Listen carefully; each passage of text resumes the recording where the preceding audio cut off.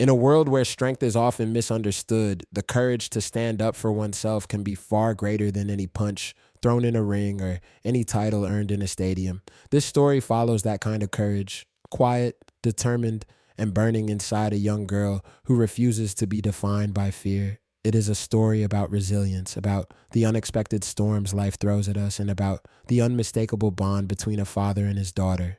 But this isn't just any father. This father is Dwayne "The Rock" Johnson, a man known across the globe for his charisma, his humor, and his undeniable physical power. Yet, even he cannot protect his daughter from every challenge life will put in her path. Sometimes, courage must come from within. Sometimes a young girl must make her own stand before the world ever knows what happened. However, even courage has consequences. And when a group of bullies at school decides they don't like the fact that The Rock's daughter stood up for herself, the situation spirals into something no one expected. They thought they could silence her. They thought they could intimidate her. But actions, especially cruel ones, always have ripple effects. What happened that day shook the school. What happened afterwards shook the world. This is the story of how a girl found her voice and how her father answered the moment he heard it tremble. Now, settle in, you're about to witness something powerful. Ariel Johnson, The Rock's 15-year-old daughter, was nothing like people imagined. Yes, she was athletic, confident, and shared her father's signature bright smile, but she didn't walk around bragging about who her dad was. In fact, she tried hard to stay out of the spotlight. But high school isn't kind to people who don't fit neatly into the boxes others expect.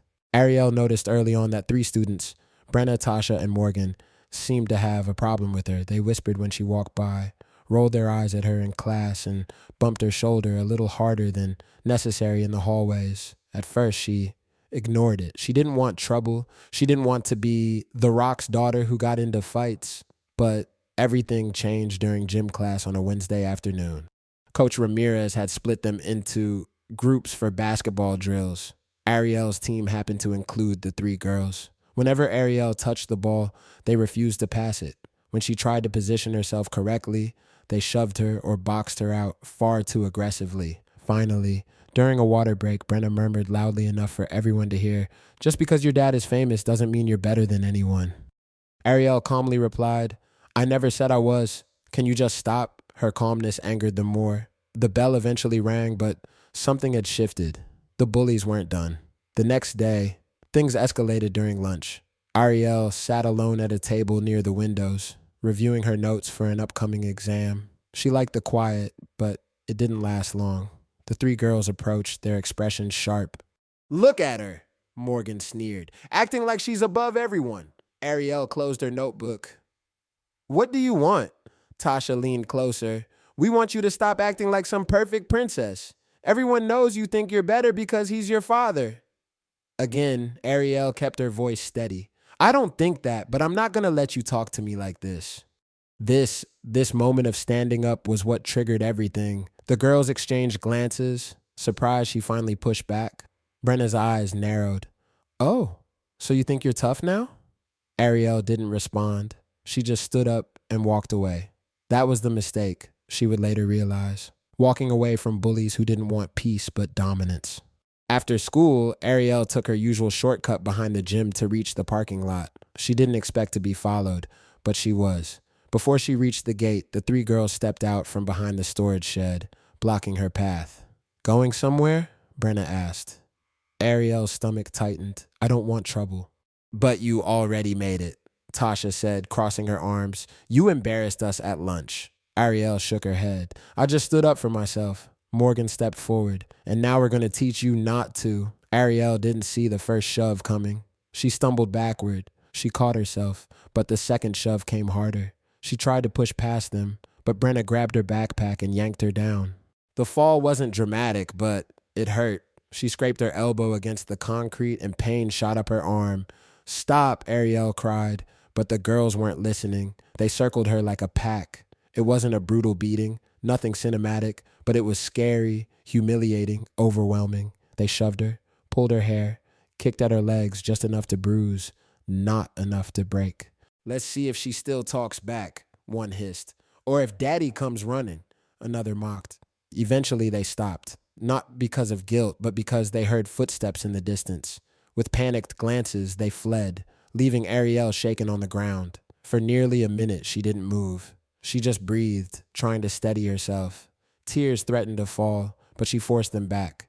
She refused to cry for them. Slowly, she stood. Her elbow throbbed and her knees were scraped. Her shirt was dirt-stained, her backpack was torn. But she walked forward. She didn't expect to see her father that afternoon. He was supposed to be on set across the city, but as fate would have it, the shoot ended early. He wanted to surprise her. He wanted to pick her up and take her for ice cream, something they used to do every Thursday before life became busy. He was waiting by the car when he saw her approaching.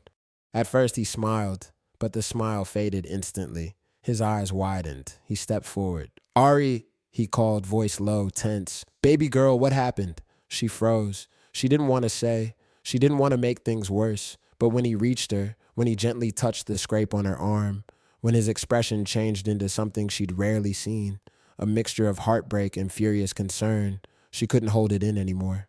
She whispered one sentence. "They ganged up on me." The Rock inhaled sharply. "Who?" She hesitated. "Who did this to you?" he repeated softly but firmly. Ariel swallowed. "Three girls. They've been bothering me for weeks. Today they went too far." For a moment, everything was silent. Then Dwayne Johnson straightened. His expression hardened, not with rage, but with a focused, protective determination that could shake mountains. "Get in the car," he said gently. "We're going to handle this."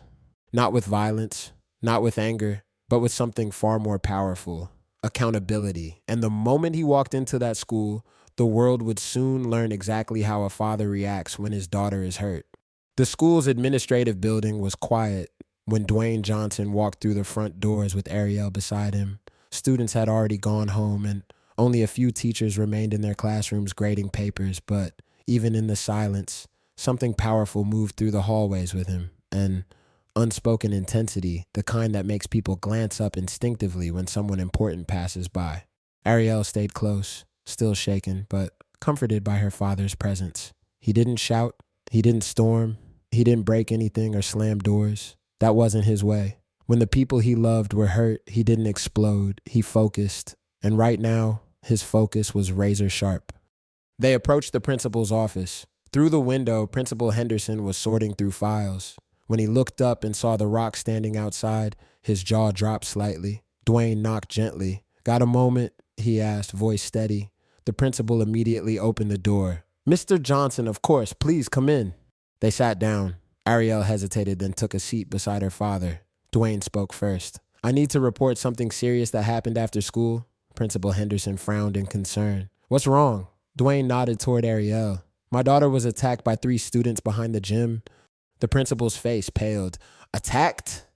"Yes," Dwayne answered, calm, controlled. "They've bullied her for weeks. Today they surrounded her, shoved her to the ground and hurt her."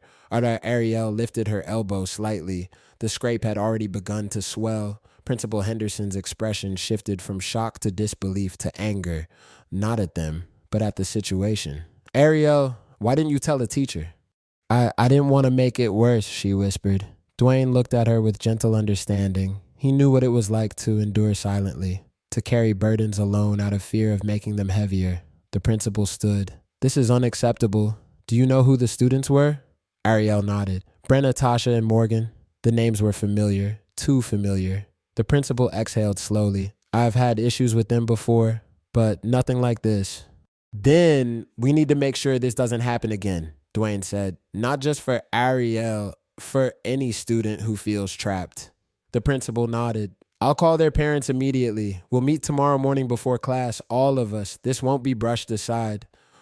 Ariel felt a flicker of relief. Dwayne placed a hand on her shoulder. "We're going home. Rest for now," he said. But as they left the office, something happened that none of them expected. Standing in the hallway, pretending to check her locker, was Brenna. She froze the moment she saw them, her face drained of color. She hadn't expected Ariel to tell anyone. In her mind, the girl she bullied would stay silent forever. Dwayne stopped walking.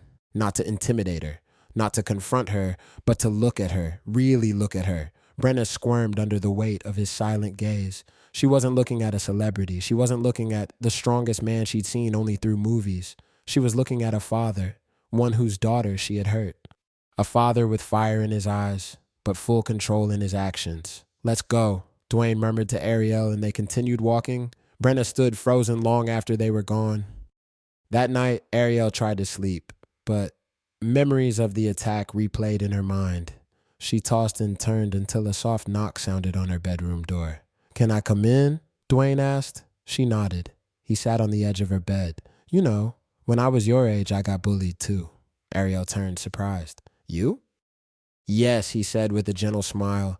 "I didn't always look like The Rock. I didn't always feel strong. Kids can be cruel, but what I learned is that their cruelty usually comes from a place of pain." Ariel looked down. "So they're hurting too?" "Maybe," he answered, "but that doesn't excuse what they did to you." He lifted her chin so she could meet his eyes. "You did the right thing standing up for yourself. I'm proud of you. And tomorrow, you won't be facing this alone." She swallowed hard, feeling tears prick her eyes. "Thank you, Dad." He hugged her tightly. "Always."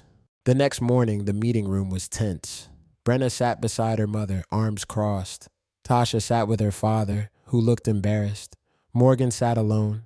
Her parents were stuck at work, the counselor explained. All three girls avoided Ariel's eyes. Dwayne and Ariel sat across from them with Principal Henderson. The principal began.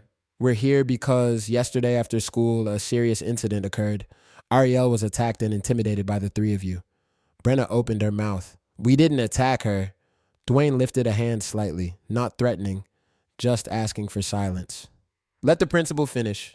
His voice was calm but powerful. The principal continued. "This school has zero tolerance for bullying, violence, or harassment. Each of you will face disciplinary consequences." "But she started it," Morgan suddenly blurted. Ariel looked at her, confused. "How did I start it?" "You embarrassed us yesterday at lunch," Tasha said, voice rising. "All I did was stand up for myself," Ariel replied softly. "You were being mean. I didn't insult you. I just told you to stop." Something cracked then, something invisible. The bullies hadn't expected Ariel to speak with such simple honesty. For the first time, they realized how small their excuses sounded. Principal Henderson leaned forward. "You girls have a choice. You can continue this behavior and face suspension, or you can take responsibility and choose to change." Silence. Finally, Brenna's mother spoke, voice trembling with disappointment. "Brenna, say something." Brenna stared at the table, her jaw tightened. Her eyes filled with something, anger, regret, shame. No one could tell which, but then she whispered, I'm sorry." The room fell silent.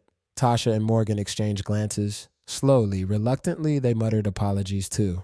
Ariel didn't smile. She didn't gloat. She simply nodded. "Thank you."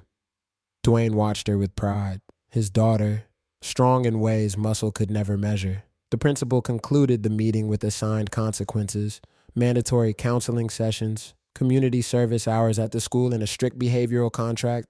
There would be no easy escape from accountability. After the meeting, as everyone left, Brenna hesitated. She approached Ariel. "I didn't mean for things to get that bad," she said softly. I guess I was jealous. People like you. You're confident and you don't even try." Ariel frowned. "You didn't have to hate me for that." "I know," Brenna whispered. "I'm sorry." For the first time, Ariel saw her not as a bully, but as a person with cracks of her own. "It hurt," Ariel admitted, "but I accept your apology." Brenna nodded once, then walked away. On the ride home, Dwayne smiled at Ariel. "You handled that like a champion." "I was nervous," she confessed. "Courage doesn't mean you're not scared," he said. "It means you show up anyway." She leaned back in her seat. "Dad, yeah? Will things get better now?" He looked at her with the warmest confidence. "Absolutely, because you're stronger today than you were yesterday, and you won't ever fight alone."